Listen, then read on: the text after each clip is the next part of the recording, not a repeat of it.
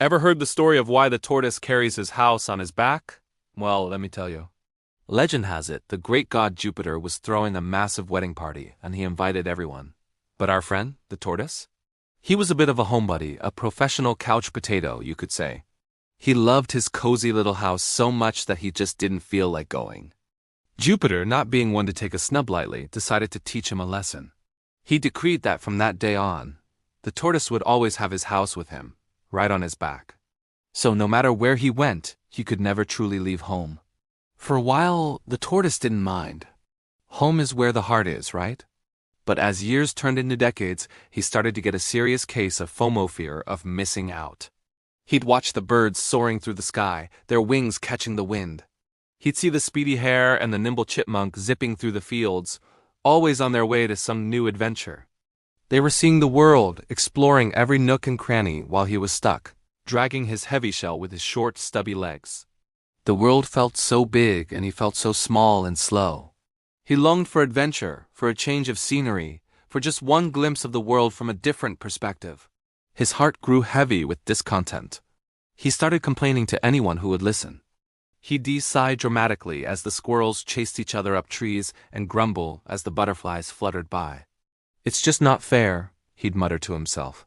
"I want to see mountains and rivers and bustling cities, not just this same old patch of grass every single day." The desire to explore burned inside him, but his reality felt like an anchor weighing him down. He felt trapped, not just by his shell, but by his own limitations. This deep longing for adventure, this feeling of being left behind, set the stage for a very risky decision. One sunny afternoon, feeling particularly down, he stumbled upon a pair of ducks waiting by a pond. They were chatting about their recent flight south, describing the incredible landscapes they'd seen from above.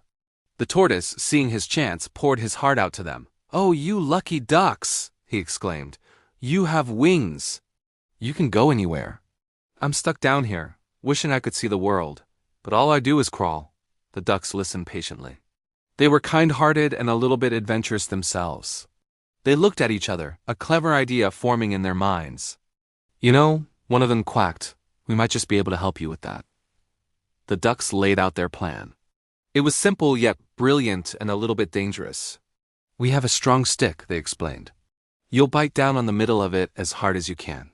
We'll each take an end in our beaks, and we'll fly you up into the sky. You'll get the most amazing view of the whole countryside." The tortoise's eyes lit up. This was it, his chance to finally see the world. But the ducks gave him one very important warning. "You must not, under any circumstances, open your mouth.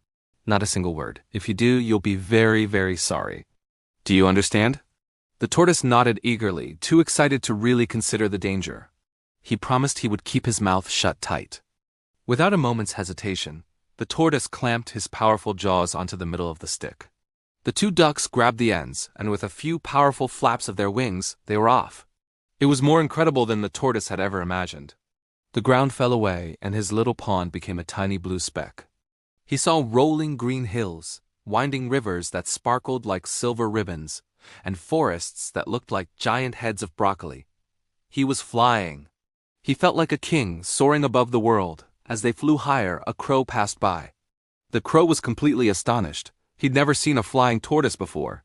"Well, the crow cawed loudly for all to hear. "That must surely be the king of all tortoises." The tortoise's heart swelled with pride. The king of tortoises. He liked the sound of that. All his life he'd felt slow and insignificant, but now he was being recognized, admired. The crow's words went straight to his head. He completely forgot the duck's stern warning. He just had to confirm his royal status. He opened his mouth to say, "Why, certainly I am." But the moment the words started to form, his jaws loosened their grip on the stick. In that split second, his world turned upside down. He plummeted from the sky, tumbling end over end, his dream of seeing the world turning into a nightmare.